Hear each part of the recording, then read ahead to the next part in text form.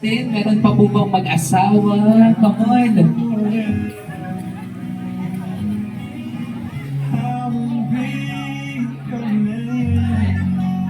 Sa mga ninongs at ninangs, baka meron pa po. Ayan, ayan. Thank you so much po. Awan, dan naman tayo sa kanan. Thank you guys.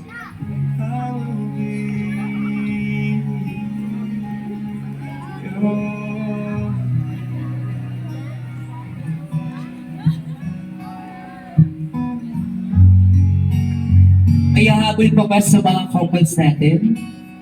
Meron pa po bang other couples? Wala na po. Ayan, let's go po. Come on. Yes, come on.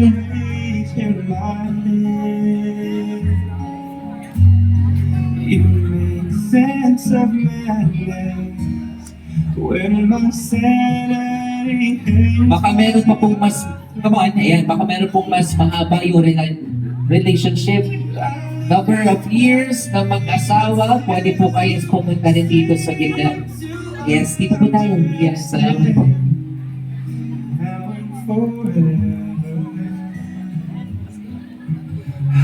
Yes, come on, mga ninong masagtinang.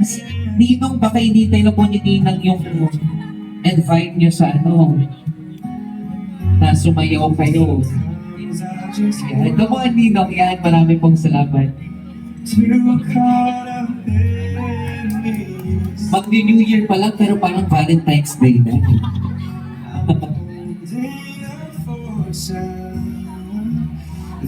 The whole point of this activity is, of course, to brag about your spouse or your partner and make it known how much you love each other.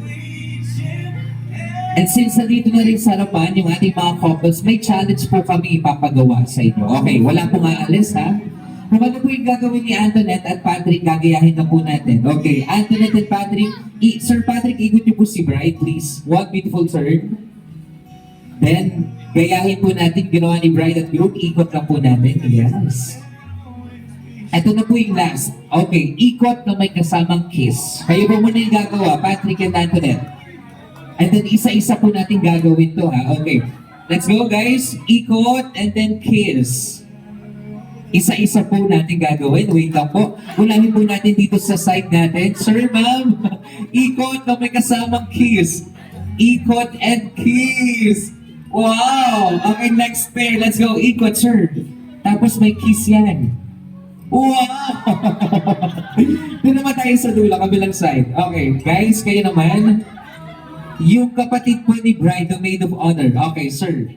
Ikot po natin si ma'am. Ikot and then kiss. Wow. Okay, next pair. Yung katabi niyo po. Guys. Yes. Okay po. Ikot and kiss. Okay, next pair. Let's go. Ikot and then kiss. Last pair po natin si Ninong at Tina. Let's go. Kiss. Wow. Palakpakan naman natin. So wala po muna nga alis. Kung kayo po ay kinasal ng 5 taon pababa, pwede na po kayong umupo. Okay, 5 years and below, pwede na po kayong umupo.